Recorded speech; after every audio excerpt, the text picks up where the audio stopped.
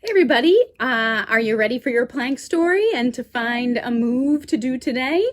Again, it doesn't have to be plank unless you love it as much as I do. All right, let's pick a move. Here we go. So I woke up this morning and I said to Matt, I want to tell them I'm missing travel. I want to tell a plank story about one of our vacations.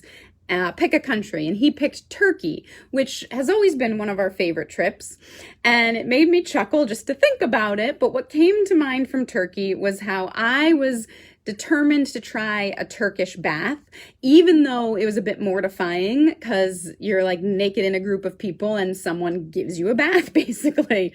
But I also was like, I don't want to go to a touristy one. I want to go to one the locals go to. So I did some research and tried to find one, and one that the locals go to also separate men and women, which I wanted.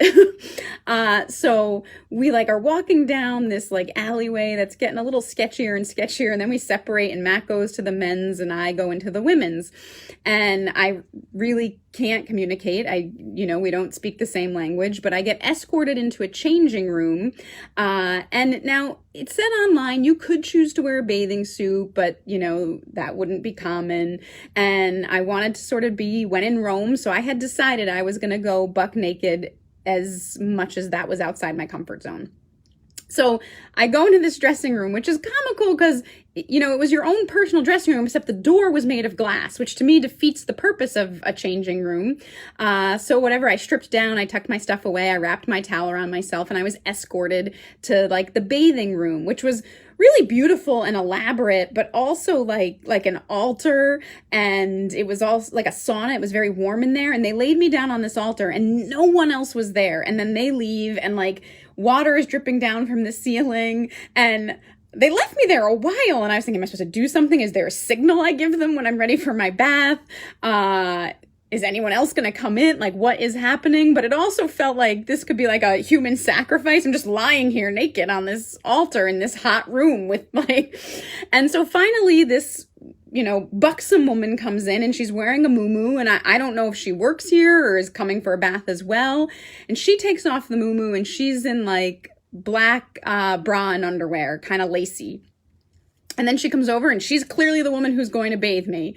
And this is her attire. And so first she brings out this loofah, and she scrubs me down, and she scrubs everything. And then she walks me over to the wall, and there's all these sinks on the wall, and she hands me this gold I don't know that it was real gold, but it looked gold plate. And I had to douse myself in cold water to rinse off all the dead skin. And at this point, more people have come in. So now on this altar that has 4 sides, each one of us is laying on a side being bathed by somebody, and then there are women along the border waiting for their bath. So I get brought back to my side, and I don't know how she does it. She took soap, and they had this white piece of cloth, and she just made foam galore, and she covers me in foam and again scrubs everything. If there was skin attached to it, it got washed. And I'm looking at some of the women, and at least I think 2 women had worn bathing suit bottoms, and their bathers just pulled down their bathing suits to wash everything. And I said, I'm actually glad I came naked because this would have been extra mortifying. And then she brings me back to the wall, and I douse myself with the cold water again, and then she brings me over to the border so someone else can lie on the side of the altar and get a bath. And she took my towel and leaves. And I'm sitting there, and I realize I've been there a half an hour. Now I need another bath. I'm dripping in sweat because I've been in a sauna again, and I don't know what to do. But one of the women who had the bathing suit bottoms on clearly spoke English. She was American or European living in Turkey. And so I asked her, she was like, she shouldn't have taken your towel. And so someone went out and got me a new towel. Again, a little purposeless because I just used the towel to walk to the changing room that is made of glass, so it doesn't even matter. But I change and I meet Matt back out in the alleyway, and Matt, the good sport that he is, was just never again. I'm never doing that again. And his experience, from what I remember him telling me, was basically he had this big burly hairy man who washed him with a bar of soap and had a hacking cough and kept dropping the soap, which would have been funny if it wasn't mortifying.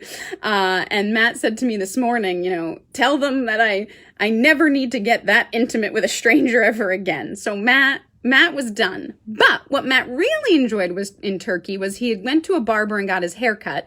The best haircut. How's that plank going, by the way?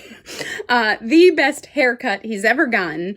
But they also took this thing that looked like a marshmallow on a stick, set it on fire, and kind of beat around his ears and kind of like around his lower neck to burn off all like the hairs on his ears and like around the edges of his neck. And that was fun to watch, and he just thought that was the greatest thing. And he's searched in our travels for another great barber who will marshmallow fire his ears, but we've never found it. So that's a 5-minute and 10-second plank. Thank you for listening. I hope you guys have a wonderful day. As always, keep moving. You know, when you take a bath or shower next, enjoy that, like, it's just you, you know. I'm very glad I did it. It was not awful. It was fun, but definitely out of my comfort zone and not something I necessarily need to do again.